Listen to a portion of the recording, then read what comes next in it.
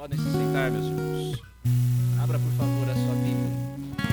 Enquanto você se senta, abra a sua Bíblia, por favor.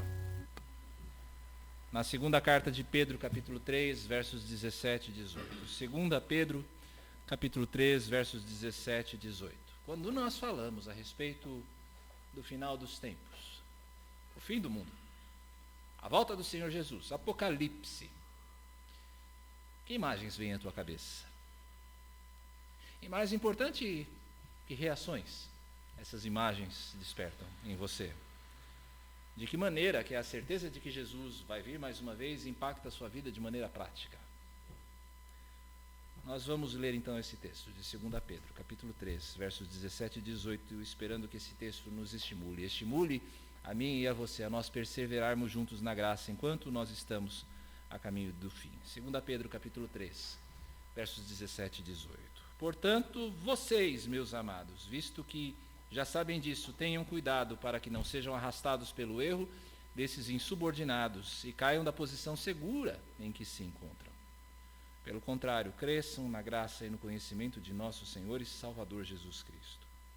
A Ele seja a glória, tanto agora como no dia eterno. 2 Pedro é uma carta escrita, uma das chamadas epístolas gerais, ou epístolas católicas, escritas para pessoas que estão vivendo nos últimos tempos, pessoas que estão vivendo os tempos do fim. A visão reformada, a qual nós abraçamos como igreja presbiteriana, é a de que o relógio disparou, o relógio do fim dos tempos não é algo apenas para o futuro, mas algo que se iniciou, que começou quando Jesus subiu aos céus.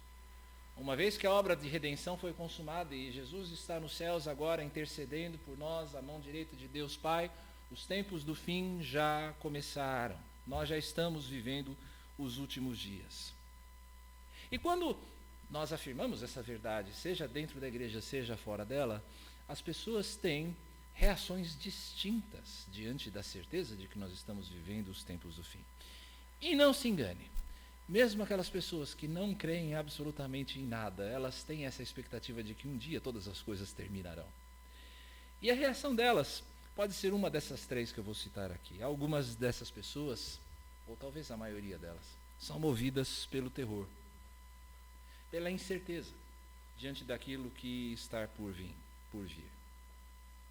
É claro, existe um fundo nesse terror, não apenas motivado por visões apocalípticas, inspiradas ou não, em certa medida, pelas imagens que a Bíblia descreve, mas há um certo terror também, na certeza de que, seja qual for o fim de todas as coisas, ele não será bom para elas. Outro grupo de pessoas, movidas pela indiferença, agem exatamente como os falsos seguidores de Jesus que Pedro combate com essa carta. Elas pensam que uma vez que Jesus está demorando, a demora na vinda de Jesus, elas usam isso como uma justificativa para elas se entregarem a uma vida de pecado. Justamente aquela imagem que o Senhor Jesus descreve na parábola que nós lemos na liturgia de hoje. Elas se entregam aos seus próprios prazeres, às suas próprias diversões, às suas próprias cobiças, a impressão de que ou Jesus não virá, a promessa é falsa, ou então que ele ainda vai demorar bastante para vir. Então, enquanto ele demora, vamos nos divertir, comer, beber, nos dar em casamento. Elas vêm a nós, aqueles que esperamos com mais atenção, como pessoas que esperam um Papai Noel, ou uma solução mágica que desce dos céus para resolver os seus problemas, enquanto elas se entregam aos seus próprios apetites. Mas há um terceiro grupo de pessoas. Aquelas pessoas que conhecem o final verdadeiro, o final glorioso, que as espera. Aquelas que conhecem quem detém o mundo, a criação e toda a história nas suas mãos seguras. Elas sabem como a história vai terminar. E eu espero sinceramente que esse seja o seu caso, que você esteja inserido neste terceiro grupo. Como igreja cristã, é preciso afirmar a partir desse texto de Pedro que nós conhecemos o final da história. Nós sabemos como ele se dá. Nós sabemos como tudo terminará. Nós sabemos que Jesus vem para julgar esse mundo. E Ele vem para buscar os seus, para levá-los a viver em glória. Nós sabemos que os céus se desfarão, que todas as coisas se desfarão e que algo novo está por vir. Mas isso não nos traz terror, isso nos traz alegria e esperança. Mas conhecendo o final da história, sendo nós pessoas que conhecemos o final da história, duas percepções são importantes a partir desse texto. Primeiro, o que é que nós somos chamados a fazer? O que é que eu e você somos chamados a fazer à luz desse texto? E segundo, como é que nós podemos fazer isso? O que é que nós devemos fazer? Como nós podemos fazer isso? Primeiro, o que é que nós somos chamados a fazer aqui? À luz desse texto, Pedro traz para nós dois imperativos, duas ordens, dois comandos bastante claros, que não demandam maiores explicações. Primeiro imperativo, tenham cuidado. À luz daquilo que vocês sabem, veja o verso 17. Ou seja, à luz de você, uma vez que vocês sabem que todas as coisas caminham para o final, tenham cuidado. Guardem. Vigiem. Coloquem-se como sentinelas. Uma postura ativa de resistência, de proteção. Como quem guarda alguma coisa muito preciosa, um tesouro. Algo muito valioso. Uma imagem que você pode ter saindo dessa rua. Quando você vai até o fim aqui da Marechal Hermes da Fonseca, do outro lado da rua você tem o quartel do Exército, do Centro de Preparações de Oficiais da Reserva, do CPOR. E bem na frente aqui da rua você vai ver uma guarita, uma torre. E nessa torre há um jovem, talvez nos seus 18, 19 anos, um reservista, arma em punho, em sentinela, guardando o quartel. É justamente essa postura do sentinela que guarda alguma coisa valiosa que Pedro nos ordena aqui, quando ele diz, tenham cuidado. Por que é que esse é um alerta importante para mim e para você, meu irmão, minha irmã? Porque a sutileza do erro é grande. O erro é muito sutil. O erro é muito sutil. O ataque do inimigo não é como um ataque nuclear. Ele é furtivo. Ele não é um ataque em grande escala.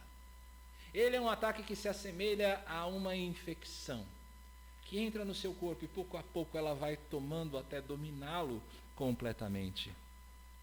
Esse ataque do inimigo ele vem em pequenas doses, em doses homeopáticas. Quero um exemplo disso. Olhe, por exemplo, do ataque que nós sofremos pela mídia todos os dias.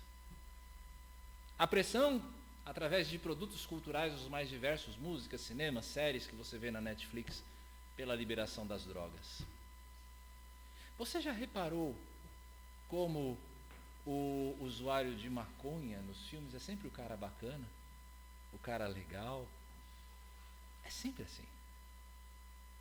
Ou então a pressão midiática da ideologia de gênero, que vem disfarçada sob uma capa até interessante, porque ela fala de diversidade, e a diversidade é algo que é caro até mesmo a nós como cristãos. A Bíblia fala de diversidade. Entretanto, por debaixo dessa capa valiosa, de um valor que nós também defendemos, esconde-se a defesa de que nós somos obrigados a aceitar todas as pessoas como elas são. Como se não fosse possível nenhuma mudança. Ou como se todos os comportamentos que essas pessoas adotam devem ser aceitos sem qualquer restrição. Há toda uma pressão que vem a conta-gotas, primeiro a conta-gotas e depois numa verdadeira enxurrada sobre a cabeça, sobre a nossa cabeça ou sobre a cabeça dos nossos filhos. De uma maneira mais antiga, você vai se lembrar da questão da normalização do divórcio. Lá em 78, principalmente, quando nós estávamos discutindo ainda a lei do divórcio, a lei Nelson Carneiro, quando programas e séries de televisão, como Malu Mulher, mostravam que a vida não acabava depois do divórcio. E assim, pouco a pouco, você foi convencendo a população de que isso era algo absolutamente normal.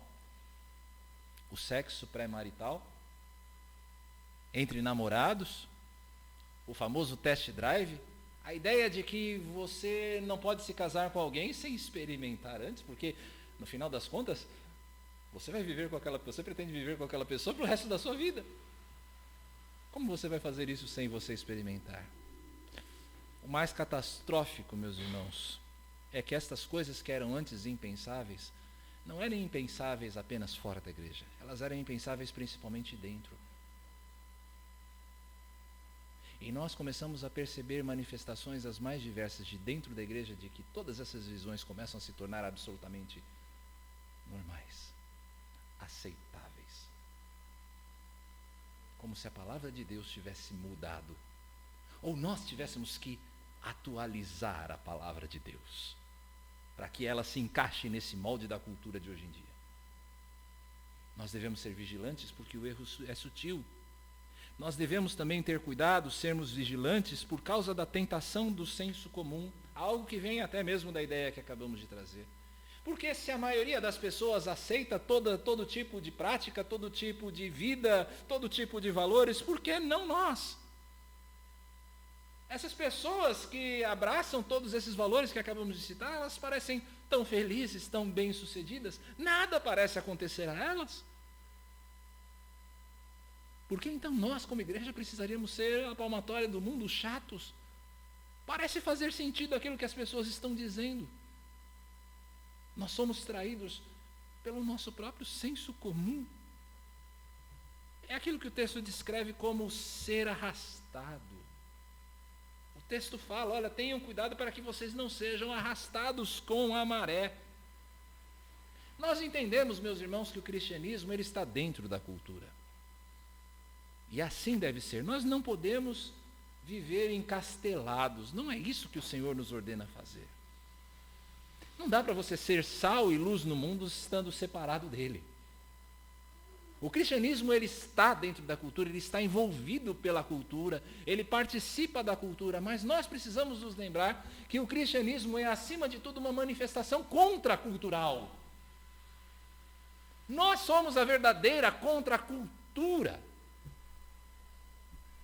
Eu me lembro há tempos atrás, muito tempo atrás, quando minha esposa falou uma vez aos adolescentes, ela usou uma ilustração interessantíssima para esse fim. Na época estava na moda aquela novela Rebelde, né? Eu sou rebelde porque não sigo os demais. Mas aí você olhava para os comportamentos dos jovens que diziam que não seguiam os demais e era exatamente o mesmo comportamento da manada. Quem são os rebeldes que não seguem os demais? Ou assim deveria ser? A Igreja de Cristo. Na cultura, mais crítica da cultura. A igreja diverge, a igreja confronta as cosmovisões presentes, as visões de mundo que existem na cultura. A partir da escritura, os valores que as pessoas vivem. Tudo isso analisado, pensado à luz da palavra de Deus. Não envolvidos por ela, não englobados por ela. Temos de ser vigilantes também, como igreja, por causa da perda da urgência. A perda da urgência da vinda do Senhor Jesus. Algo que está relacionado diretamente com o contexto de 2 Pedro. O esquecimento de que o dia do Senhor Jesus, o dia da vinda do Senhor Jesus, ele vem como um ladrão. De que os dias da vinda do Senhor Jesus vão ser como os dias de Noé, em que as pessoas se casavam e se davam em casamento, elas bebiam, comiam e se divertiam até que o dilúvio veio e surpreendeu a todas. Assim serão os dias da vinda do Senhor Jesus. E quando a igreja perde esse senso de urgência, ela perde também o seu senso de missão, daquilo que ela foi chamada a fazer. Fazer discípulos entre todas as nações, batizando-os em nome do Pai, do Filho e do Espírito Santo, ensinando-os a guardar todas as coisas que Jesus nos ensinou, na certeza de que Ele estará conosco até o fim dos dias, até a consumação dos séculos. A igreja perde o seu senso de missão quando ela perde o seu senso de urgência. Ela perde a sua identidade como sal e luz, porque ela começa a se identificar com a cultura demais, e a sua identidade única como sal da terra e luz do mundo começa a se diluir. A igreja, então, ela se institucionaliza, ela passa a ser apenas mais uma placa, apenas mais um organismo social. Ela passa a se preocupar mais com os reinos desse mundo do que com o reino do céu. Ela perde a sua identidade, por causa da perda do senso de urgência, e por isso que nós precisamos vigiar, para que a igreja, que é peregrina nesse mundo, entendendo que nós como igreja, nós estamos nesse mundo, mas nós estamos de passagem nesse mundo, essa igreja não se torne uma igreja imigrante, de peregrina para imigrante. Nós não podemos, nós temos de vigiar, meus irmãos, como Pedro diz aqui, ter cuidado por causa da perda do senso de urgência. Mas principalmente à luz desse texto, o risco da não vigilância é que nós caiamos na nossa posição segura. Quando nós lemos em 2 Pedro capítulo 2, verso 20 a 22, portanto, se depois de terem escapado das contaminações do mundo mediante o conhecimento do Senhor e Salvador Jesus Cristo, se deixam enredar de novo e são vencidos, o seu último estado se tornou pior do que o primeiro. Pois teria sido melhor que eles nunca tivessem conhecido o caminho da justiça, do que após conhecê-lo voltar atrás e se afastar do santo mandamento que lhes havia sido dado. Com eles aconteceu o que diz certo provérbio muito verdadeiro: o cão volta ao seu próprio vômito, e a porca lavada volta a rolar na lama. É verdade, eu e você somos salvos pelas obras.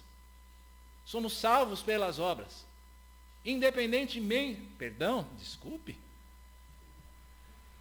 Salvos pela fé, independentemente de obras. Já tinha alguém preparando um documento para mim agora, né? Salvos pela fé, independentemente de obras. Mas esta fé que salva, ela se evidencia, ela se revela por meio de obras de justiça. Por obras de amor. É a evidência de que você foi salvo. E se você não tem essas obras? Se depois de ter conhecido a verdade, de ter tido contato com a palavra de Deus, você volta ao lamaçal, é uma evidência apenas de que você jamais pertenceu a Cristo. É o que João fala na sua primeira carta, quando ele diz, falando dos que se desviaram, eles saíram do nosso meio, mas não eram dos nossos, porque se tivessem sido dos nossos, teriam permanecido conosco. Mas eles se foram para que ficasse manifesto que nenhum deles é dos nossos. Tenhamos cuidado, meus irmãos, porque a ausência de obras de justiça é apenas uma evidência de que nós jamais pertencemos a Cristo. A falta de vigilância é a evidência de que nós não merecemos a posição segura que estamos. Ela não é verdadeira. Não é verdadeira segurança. Não pode haver uma segurança real no nosso coração em uma fé que não se manifesta em frutos. Jesus disse no Evangelho de Lucas: estejam preparados, com o corpo cingido e as lamparinas acesas. Façam como os homens que esperam pelo seu Senhor, ao voltar ele das festas de casamento, para que logo abram a porta quando vier e bater. Bem-aventurados aqueles servos a quem o Senhor, quando vier, encontrar vigilantes. Em verdade, lhes digo que ele há de cingir-se e dar-lhes lugar à mesa, e aproximando-se os servirá. Quer ele venha à meia-noite ou de madrugada, bem-aventurados serão eles se os encontrar vigilantes. Sabe o que a gente repara quando a gente vê o estudo das coisas do fim? As pessoas estão muito curiosas a respeito do quando Jesus vai vir. Quando Jesus vai vir. Livros e mais livros são escritos teorizando todo tipo de coisa a respeito do quando Jesus virá. Mas existe pouquíssima preocupação, pouquíssimo cuidado a respeito do como ele nos encontrará. Como ele vai nos encontrar? Meus irmãos, chegará em breve o dia, e ele está chegando, em que o próximo minuto será o último minuto da história. Como o Senhor Jesus nos encontrará? Vigilantes. Mas há um segundo imperativo nesse texto, no verso 18, em que é dito para nós: cresçam. Cresçam. Cresça como uma criança em direção à maturidade. Cresça como uma árvore que sai do broto até se tornar algo belo, forte, grande. Cresçam. É algo constante. É um processo diário. É algo que jamais se encerra esse crescimento. E é interessante, pesquisando sobre esse texto, algo que eu fui lembrado, é um processo que não se encerra nem mesmo na glória. Porque nós conheceremos o Senhor e sempre teremos mais do que conhecer a respeito dele, mesmo quando estivermos na Nova Jerusalém Celestial. Cresça. Esse deve ser o desejo contínuo.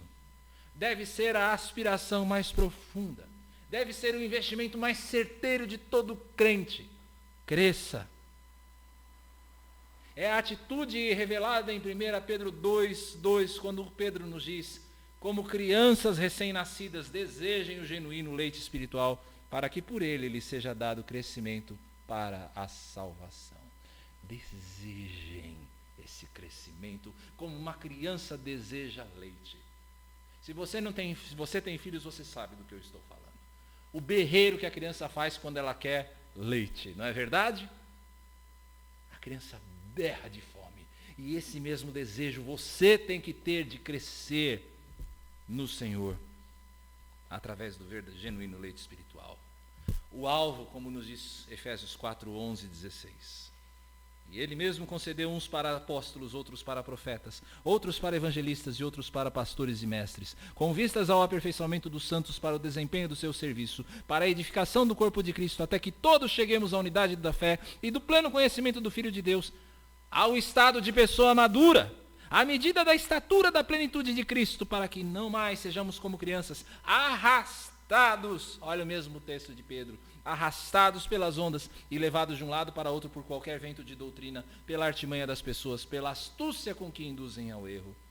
Mas seguindo a verdade em amor, cresçamos em tudo naquele que é a cabeça, Cristo, de quem todo o corpo, bem ajustado e consolidado pelo auxílio de todas as juntas, segundo a justa cooperação de cada parte, efetua o seu próprio crescimento para a edificação de si mesmo em amor. Sabe qual é o alvo desse crescimento? Ser como Jesus. O alvo é esse, ser como Jesus. É ser ativo e frutífero para o reino. Como nós lemos lá no capítulo 1, verso 8 dessa carta. Ser ativo e frutífero. É aquilo que nós conhecemos por santificação. A santificação, que é esse processo de transformação à imagem de Cristo diário, cotidiano, que é o resultado da justificação de Cristo. Uma vez que nós somos declarados justos, o Senhor vai nos transformando, vai nos moldando dia a dia para nós sermos semelhantes ao seu Filho.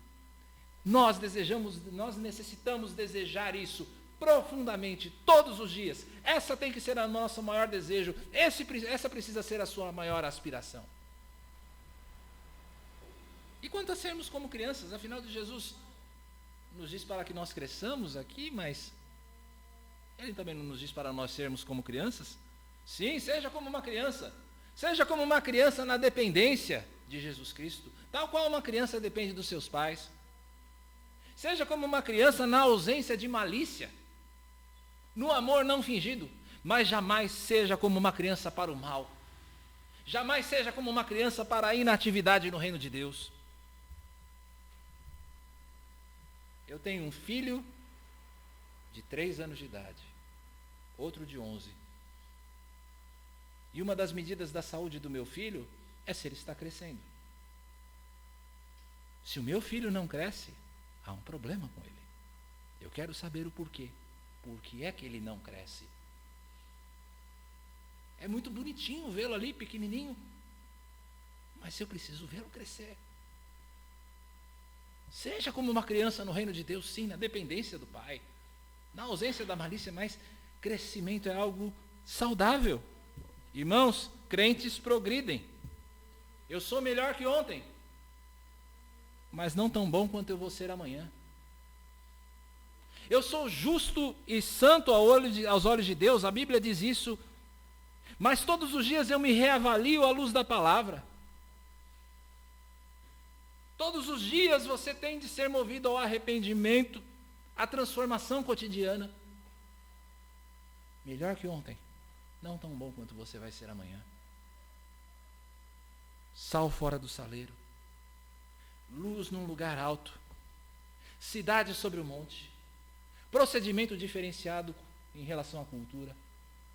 Esse é o crescimento do crente. São as marcas de um crente que cresce. Cresçam na graça, meus irmãos. Cresça no reconhecimento da dependência de Cristo. Sabendo que se o Senhor não edificar a casa, em vão trabalham os que a edificam. Cresça no conhecimento, como Pedro ordena aqui, porque cada vez que nós conhecemos a Cristo um pouco mais, nós somos transformados de algum modo. Cada Cada vez que nós descobrimos algo novo a respeito de Cristo, nós somos transformados. Esse é um processo que não acaba nunca.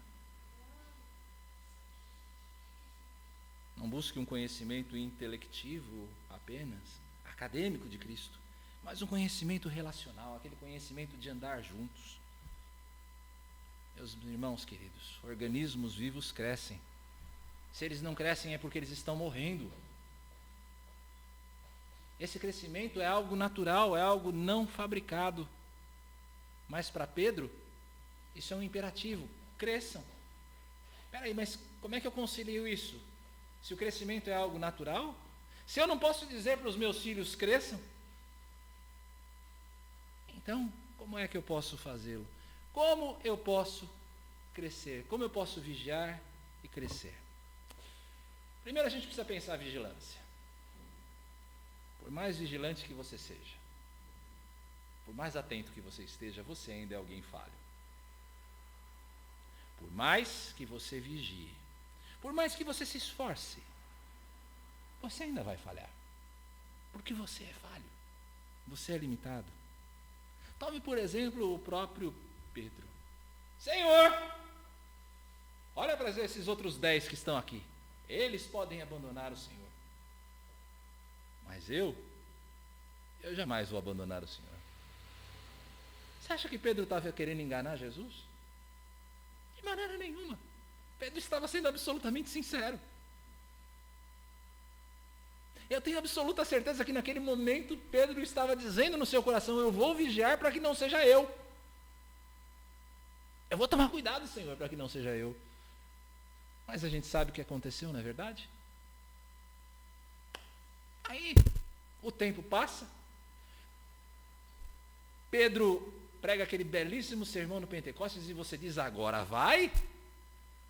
Agora esse homem aí entendeu a pegada, o que é que ele precisa fazer, quem é ele em Cristo. E aí nós temos aquele relato que nós estudamos em Gálatas 2. Pedro pisando na bola de novo. Meio que defendendo que para ser alguém salvo você precisa ser judeu. Por mais vigilante que você seja, você vai escorregar aqui e ali. Por mais que você deseje, por mais que você aspire o crescimento, isso ainda é algo que está fora das nossas mãos.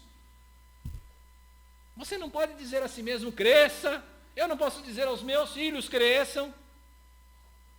Nada vai produzir o crescimento natural. Não se cresce por esforço, meus irmãos. Não se cresce por esforço. Mas se cresce na dependência de Jesus. Se você quer crescer, você precisa de Jesus. No Evangelho de João, capítulo 15, no contexto da última ceia, o Senhor Jesus diz: permaneçam em mim. Permaneçam em mim. Permaneçam em mim e eu permanecerei em vocês. Como o ramo não pode produzir fruto de si mesmo, se não permanecer na videira, assim vocês não podem dar fruto. Se não permanecerem em mim. Eu sou a videira, vocês são os ramos. Quem permanece em mim e eu nele, esse dá muito fruto, esse cresce. Porque sem mim, vocês não podem fazer nada. Sabe como você vai crescer? Ligado a Jesus. Dependendo de Jesus. O segredo é esse, é permanência, é agarrar-se a Cristo. Veja o verso 18 do nosso texto. Cresçam na graça e no conhecimento de Jesus Cristo. Jesus é tanto o autor da fé que produz a graça, quanto o objeto da fé que você precisa conhecer mais e mais. Por isso é que Pedro diz: na graça e no conhecimento de Jesus. Ele é o autor da fé que produz a graça. Ou da graça que produz a fé. E ele é também o objeto a ser conhecido. Vigilância e crescimento, meus irmãos, vem através de um relacionamento pessoal com Jesus. Veja só, já que a gente citou Pedro como um exemplo negativo aqui, vamos vê-lo como um exemplo positivo disso em Atos dos Apóstolos, no capítulo 4. Ao verem a ousadia, eles estão sendo interrogados pelo Sinédrio. Ao verem a ousadia de Pedro e João, sabendo que eles eram homens iletrados e incultos, ficaram admirados. e reconheceram que eles haviam estado com Jesus. Eles haviam estado com Jesus e isso provocou a diferença em Pedro. E mesmo na negação a gente tem um modelo disso. Guilherme? Quando Jesus vai negar a Pedro, veja só. Pouco depois, aproximando-se os que ali estavam, disseram a Pedro: com certeza você também é um deles, porque o seu modo de falar o denuncia. Meus irmãos, se nós somos destinados à salvação, é impossível nós andarmos com Jesus e não sermos transformados por Ele. Se você anda com Jesus, Ele vai transformar você. Se você anda com Jesus, Ele vai fazer você crescer. Ele nos dá o seu Espírito, o Espírito que nutre o crescimento na graça. O Espírito que nutre o crescimento na graça quando Ele nos sela para a redenção, quando Ele nos dá certeza de quem nós somos, através do Espírito de adoção. E através desse Espírito de adoção, Ele permite que nós não desesperemos quando a gente tropeça, quando a gente não está crescendo tanto quanto a gente deveria. Mas Ele nos assegura: tenha paciência. Deus ama você. O Espírito nos assegura do amor de Deus. O Espírito que ilumina o nosso entendimento para nós conhecermos a Cristo, para a palavra. Não apenas para ver a verdade a respeito de nós mesmos, ou a verdade sobre Deus, mas para gerar esse desejo de obedecer. E nos dar força para isso. Cristo é quem faz. Isso porque através do Espírito nós vemos Jesus como Senhor. Senhor e Salvador. Senhor, aquele que precisa ser obedecido. Aquele que é o soberano sobre a história. Aquele que é o juiz sobre homens e nações. O Espírito nos faz ver Jesus como Salvador, aquele em quem nós confiamos. Aquele em quem nós precisamos confiar, porque nós não podemos salvar a nós mesmos. Quando chegar a hora da aprovação, quando chegar a hora do juízo, é dele que nós vamos depender, meus irmãos. Ele é a nossa tábua de salvação quando vier o último dos dilúvios, quando todas as coisas forem consumidas. Jesus é o seu Salvador. Vigilância e crescimento, sim, depende de nós numa certa medida. É algo que nós precisamos buscar. Mas Jesus é, em última instância, aquele que nos dá o crescimento, como nós vemos lá em 1 Coríntios capítulo 3. Eu plantei, Apolo regou, mas o crescimento vem de Deus. A gente planta, a gente rega, mas o crescimento quem dá é Deus. Por quê? Por que é assim? Por que é que nós precisamos de Jesus? Porque no final, como diz aí ao final do verso 18, a Ele seja a glória. A Ele, Jesus, pertence a glória. No final de tudo, no final de todas as coisas, e por toda a eternidade, o cântico não vai ser ao nosso esforço. Parabéns, Mateus, que esforço belíssimo você fez. Agora, pelos séculos dos séculos, a gente vai olhar para você e dizer: Mateus, que beleza. Por toda a eternidade não será assim. Por toda a eternidade, o louvor que a gente ouve é o de Apocalipse 19. Aleluia, a salvação, a glória e o poder são do nosso Deus. Quem conhece o final da história precisa vigiar para não ser arrastado pelo erro. E precisa crescer no conhecimento e graça de Jesus através de um relacionamento pessoal com Ele. Só quem der ouvidos a esses dois imperativos vai sobreviver quando os livros do julgamento se abrirem. Vigilância e crescimento. Não se deixe enganar. Não se deixe enganar. Os sinais que nós vemos hoje em dia são mais do que evidentes do que nós estamos a caminho do fim. É verdade, por todo o tempo a gente teve guerras, por todo o tempo a gente teve epidemias. Ao longo de toda a história eles aconteceram, mas nunca com a frequência que nós estamos vendo hoje. Principalmente quando nós falamos do amor se esfriando no coração de muitos. Não se engane, os sinais são evidentes de que a vinda do Senhor Jesus está mais perto hoje do que já esteve em qualquer momento da história. O dia de Cristo será um dia terrível. O dia de Cristo será um dia de julgamento. O dia de Cristo será um dia de dor, em que as pessoas implorarão pela morte e a morte fugirá delas. Em que as pessoas dirão para os montes e para as rochas: caiam sobre nós e nos escondam da ira do Cordeiro. mas não haverá onde se esconder. Esse dia pode ser hoje, esse dia pode ser amanhã, esse dia pode ser daqui a 100 anos ou 1000, mas é algo certo, ele virá. Ele virá. E quando ele vier, não vão haver apelações, não vai haver justificativas, não vai haver STF para salvar você. É salvação ou perdição. Não há meio termo. Não se deixe levar pelo erro dos insubordinados, daqueles que acham porque a vinda do Senhor parece demorada que ele não virá. Não se deixe levar pelo erro dos insubordinados. Agarre-se a Cristo. Agarre-se a Cristo. Receba-o como seu Senhor e Salvador hoje, ou não haverá posição segura diante da grande catástrofe que está por vir. Agarre-se a Cristo. Isso não é válido apenas para aqueles de fora, não. É válido para você também. Você que é a igreja de Cristo. É válido para nós como igreja. Quem é que nós somos? Quem nós somos diante da vinda do Senhor? Nós somos como aquelas virgens prudentes que esperam o noivo chegar com a sua lâmpada muito bem abastecida de óleo, ou então nós somos como aquelas virgens tolas que dormem porque acham que o noivo está demorando demais. Quem somos nós? A igreja de hoje, meus irmãos, é uma igreja adormecida, em muitos momentos mais preocupada com os seus próprios interesses, com as suas próprias cobiças, se vão estar do lado vencedor da próxima eleição ou não. Quem somos nós? Vigilantes? Prontos? Examine a si mesmo. Examine-se a si mesmo. Como é que anda o teu progresso em santificação? Em santidade?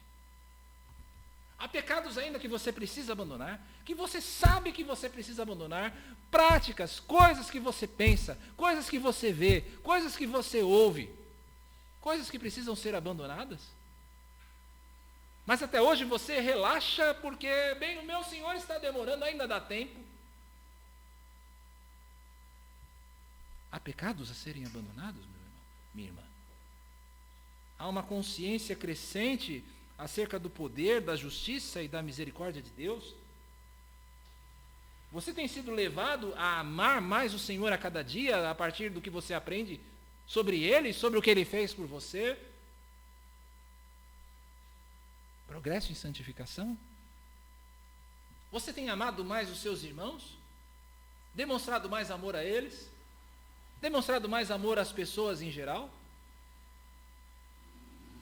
Que progresso você tem a mostrar? Eu me lembro que essa é uma pergunta que eu sempre faço quando a gente vai examinar alguém que é candidato à profissão de fé.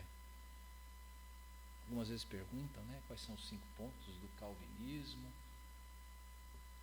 ou o que é que você acha a respeito das posições, a respeito do milênio. Algumas vezes as pessoas viajam, né? Pergunta mais fundamental que eu acredito que alguém que quer ser recebido por pública profissão de fé precisa responder é: quem era você? E quem é você depois que você conheceu a Cristo? Quem é você? Quem é você hoje, depois de tantos anos da sua profissão de fé? Em que você cresceu? Naquele dia em que o pastor colocou a água do batismo sobre a tua cabeça, o que é que mudou? No que você cresceu? O que é que você aprendeu de Deus? O crescimento, meus irmãos, é obra do Espírito, mas há uma parte que nos cabe. É uma parte que nos cabe. Que uso você tem feito dos meios de graça?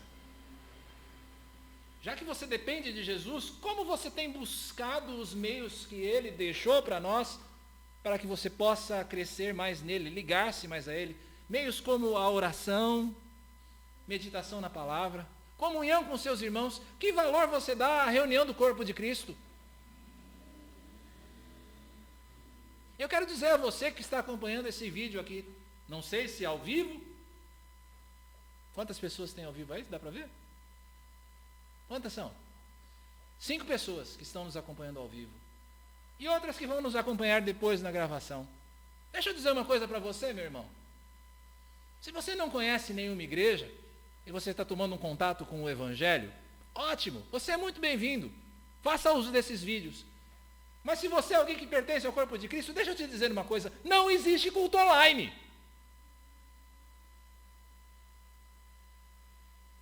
Não existe igreja online.